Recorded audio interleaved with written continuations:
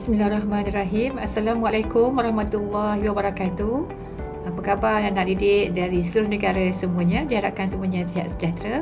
Kita belajar lagi dalam tajuk Pendidikan Islam tingkatan 4 KSSM untuk pelajaran 12 bidang akidah. Untuk tajuk ni kita akan rujuk buku teks muka surat 83. Tajuk apa agaknya tu? Muka surat 83. Hindari ajaran sesat. Ya, kita belajar bersama Ustazah Azizah Usman dari Sekolah Puteri Cyberjaya. Baiklah, pertama sekali apakah dia maksud ataupun takrif ajaran sesat? Ya.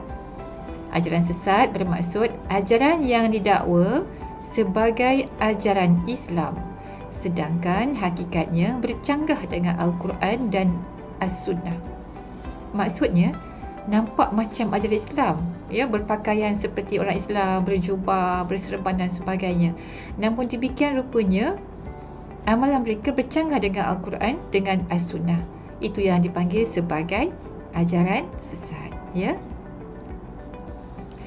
Dalam buku teks kita di Spektrum Ilmu, Dr. Malik bin Anas radhiyallahu anhu meriwayatkan bahawa Rasulullah sallallahu alaihi wasallam bersabda, "Taraktu fikum amrayni lan tadillu ma tamassaktum bihima, kitaballahi wa sunnatan nabiyhi." Ya. Kat sini bermaksud Nabi telah meninggalkan kita dua perkara penting yang kita kena berpegang teguh dengannya, iaitu Al-Quran dan As-Sunnah. Apa-apa hal kita rujuk kepada kedua-dua sumber ini, iaitu Al-Quran dan juga As-Sunnah. Jadi kita dah tahu takrif, kita dah tahu serba sikit dalil. Jadi kita tengok kepada ciri-ciri ajaran sesat. Ini yang sangat penting, ya, anak murid semua, kita perhatikan apa agaknya ciri-ciri sesuatu ajaran itu yang sampai kita beri gelaran kepadanya ajaran sesat, ya. Yang pertama daripada aspek Al-Quran dan hadis, ya. Kita rujuk kepada topik kita. Pertama kita sentuh aspek Al-Quran dan hadis terlebih dahulu. Ya, yang pertama jadi ciri-cirinya memahami dan mentafsir Al-Quran dengan logik akal. Ustazah sudah letakkan dengan tulisan merah kat sini, ya. Dia pergi rujuk Al-Quran tapi tafsirannya menggunakan logik akal sendiri. Ini yang salah, ya, tanpa mengikut disiplin ilmu yang betul. Ini yang tak betul, ya, sebabnya dia ikut logik dia sendiri sahaja. Okey, yang kedua, meyakini bahawa Al-Quran terdapat Al-Quran lain yang tersembunyi. Maksudnya yang kita belajar ni Al-Quran yang biasa-biasa, tapi Al-Quran yang lebih mendalam, yang tersembunyi hanya dia saja yang tahu. Tidak, ya, Al-Quran satu, itulah dia, tak ada tersembunyi-sembunyi dah, ya. Yang ketiga, hanya berpegang dengan Al-Quran dan menolak hadis. Ini juga tidak boleh, kerana apa? Kita mesti berpegang kepada kedua-duanya sekali, iaitu Al-Quran dan juga hadis. Tak boleh ambil satu, tolak satu, tidak boleh, ya. Okey, yang seterusnya kita lihat daripada aspek akidah pula. Bagaimana aspek akidah, ciri-ciri sesuatu ajaran sesat, ya. Yang pertama, mengaku menjadi Nabi dan juga Rasul, ya. Bagaimana agaknya, ya, sedangkan Nabi telah pun berakhir, Khatimul Anbiya Nabi Muhammad sallallahu alaihi wasallam. Jika ada yang muncul lagi, itu bukan Nabi, ya. Yang seterusnya, mendakwa diri atau gurunya sebagai Imam Al-Mahdi. Ya, belum lagi Imam Al-Mahdi belum lagi muncul, ya. Jika dia mendakwa, itu tidak benar. Kemudian mendakwa gurunya dapat menebus dosa. Ya, ini juga tidak betul, kerana apa? Dia kata kalau kita ada banyak dosa, jumpa dengan guru dia, nanti guru dia bertebus dosa tu, dosa kita habis. Ada setengah ajaran sesat tu disuruh bayar. Ya, bayar. Kalau dosa tu besar, dosa tu banyak, bayar banyak. Dah bayar, nanti dosa tu habis. Ingat, ya, cara untuk menebus dosa dengan bertaubat kepada Allah Subhanahu Wa Taala. Kalau dosa besar, kenalah taubat nasuha. Ya, kalau buat salah dengan orang, kena minta maaf. Dan kita juga boleh bersedekah, ya, buat amalan-amalan untuk menebus dosa kita, ya. Yang penting taubat. Kemudian memuja makhluk untuk mendapat sesuatu kelebihan. Janganlah dipuja makhluk-makhluk lain seperti jin ke, kan, berkawan dengan jin, berkawan dengan syaitan untuk dapat kelebihan supaya dia kebal dan sebagainya. Kemudian mempercayai semua agama benar dan menuju ke syurga. Agama yang benar hanya satu sahaja, iaitu agama Islam. Agama lain semuanya tidak benar. Yang menuju ke syurga satu sahaja, agama Islam. Ni tidak, ya, dia combinekan, dia kumpulkan semua, dia kata semua agama betul.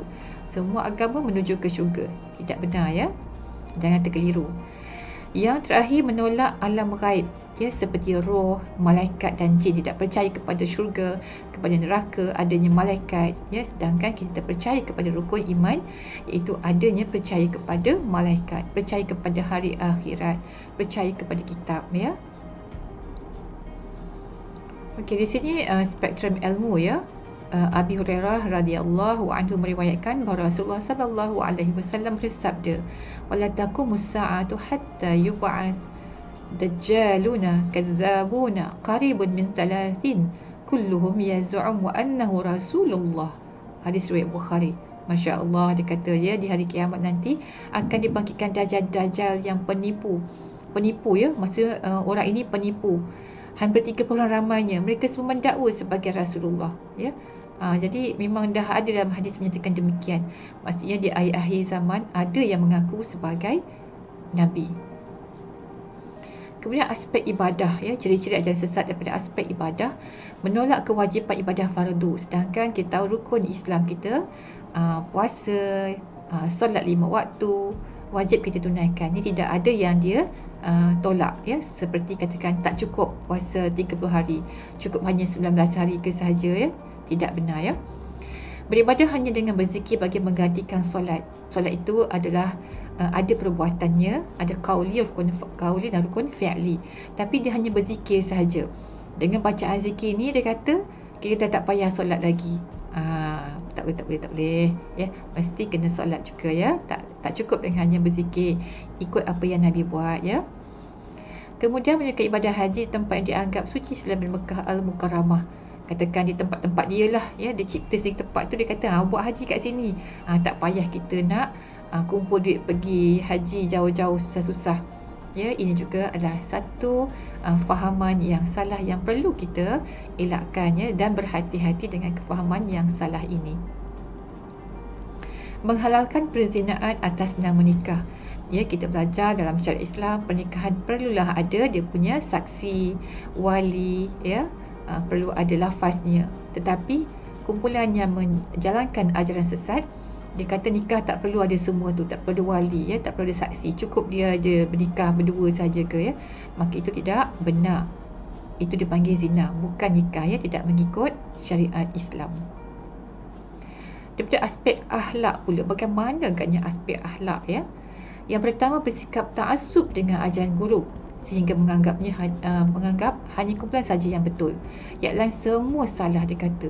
Apa yang guru dia cakap semua betul.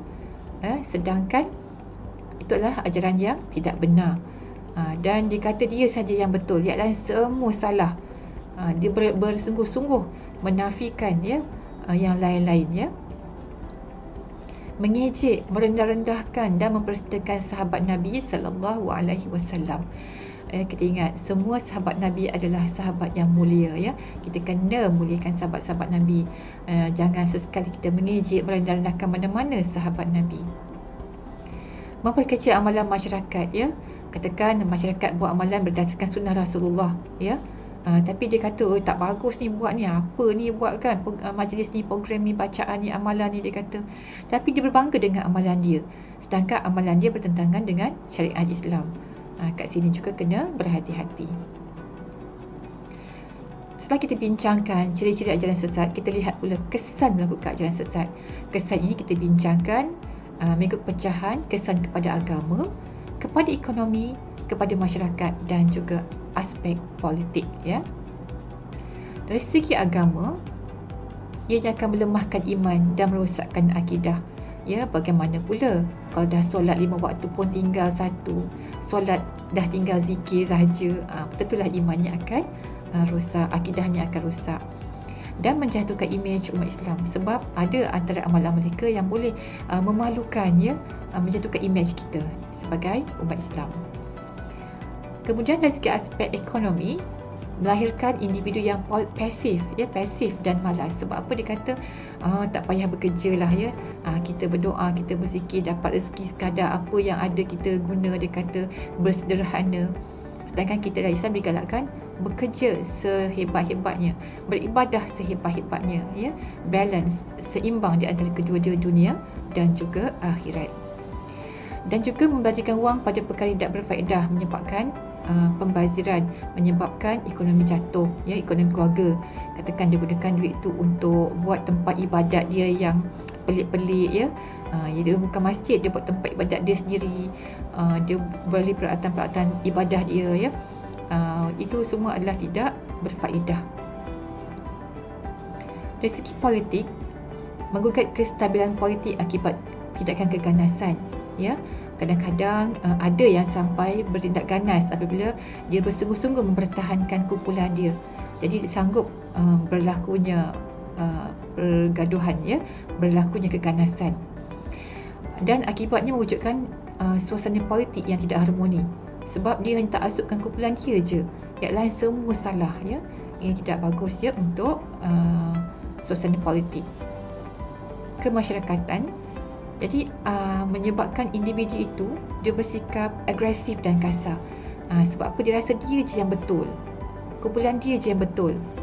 Dia kata mak ayah cakap lain pun dia tak nak dengar sebab guru dia cakap macam itu. Ini juga tidak baik, ya, untuk keluarga dan masyarakat. Memutuskan hubungan silaturahim dan persaudaraan Islam, ya. Dia dah buat sesuatu ikut kumpulan dia sahaja. Dia dah tak ikut grup kampung ke taman perumahan ke masjid ke surau ke, sebab dia kata kumpulan dia sahaja yang betul dan dia akan buat aktiviti dengan ahli kumpulan dia sahaja, ya. Baiklah, ini sangat penting kita kena faham bagaimana agaknya cara untuk menjauhi ajaran sesat, ya. Kita kena ada ilmu, belajar ilmu yang betul, ilmu akidah yang betul berdasarkan manhaj ataupun cara ahli sunnah wal jamaah, ya. Jadi ini yang sangat penting, belajar dengan guru-guru yang muktabar ilmunya, belajar daripada buku-buku ilmu-ilmu yang berdasarkan ahli sunnah wal jamaah, ya. Menghindarkan diri daripada bergaul dengan orang yang curang gigi ilmu dan amalannya. Kalau kita rasa curiga kan, macam something wrong je kan, kita biasa solat, dia macam ni, dia suruh buat macam ni, lain je. Ataupun dia kata tak payah solat, kita niat je, lain ni kan. Ataupun kita tengok macam sesuatu yang macam pelik, ya. Jadi kita hindarkan diri, kita kaji, kita siasat, ya, siapakah yang kita berkawan, siapakah yang beri ilmu tersebut kepada kita. Kita kena siasat, ya. Yang penting siasat dahulu, kaji dahulu. Kemudian dari segi amal, ya, pastikan amalan kita itu benar-benar ikut Al-Quran dan As-Sunnah. Jika tidak, tinggalkan. Ingat pegangan kita Al-Quran dan As-Sunnah. Kemudian kita kaji, jadi dapat maklumat sumber mana tu, sahih ke tidak, kita kaji dahulu. Siasat, siapakah pengasasnya, apakah amalan-amalannya, adakah merujuk pada Al-Quran dan Sunnah, apakah pendapat ulama-ulama terhadap kumpulan tersebut, apakah pendapat mufti, ya. Doa, ini penting, ya. Kita akhir sekali doa supaya kita sentiasa berada di jalan yang benar dan tak terjebak, tak terjerumus kepada ajaran-ajaran yang sesat tadi.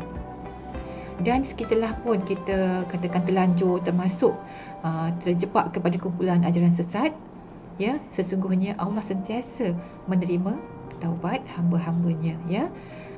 Jadi pintu taubat sentiasa terbuka, bertaubat kepada Allah dan kembali ke pangkal jalan, insya-Allah, ya. Allah Maha Pengampun, Allah Maha Penyayang dan pengasih kepada hamba-hambanya. Di sini ada doa, ya, yang biasa kita doa, kita baca selepas solat. InsyaAllah kita boleh kekalkan bacaan doanya selepas solat. Doa memohon ketetapan iman, ya. Rabbana la tuzigh qulubana ba'da idh hadaitana wa hab lana min ladunka rahmah innaka antal wahhab, ya. Kita minta Tuhan, ya Allah, janganlah pesongkan hati kami, ya. Kami ni dah ada petunjuk, janganlah pesongkan hati kami, ya. Hanya Engkau lah tempat kami bermohon, ya. Jadi kita sentiasa berdoa ini, minta kita sentiasa berada di jalan yang benar, ya, insya-Allah. Dan banyak lagi doa-doa lain yang boleh kita baca, ya. Baiklah, nampaknya sekian saja untuk kelas kita pada hari ini. Sehingga berjumpa lagi untuk kelas yang akan datang. Dan Ustazah sentiasa doakan kejayaan anak-anak murid semua supaya berjaya dalam peperiksaan SPM dan berjaya di dunia dan juga berjaya di akhirat. Jangan lupa untuk klik subscribe pada channel Ustazah, ya. Sesungguhnya ilmu yang bermanfaat jika kita sebarkan, kita juga akan mendapat pahalanya sebagai amal jariah, insya-Allah. Assalamualaikum warahmatullahi wabarakatuh. Sehingga berjumpa lagi di lain masa, di lain kelas.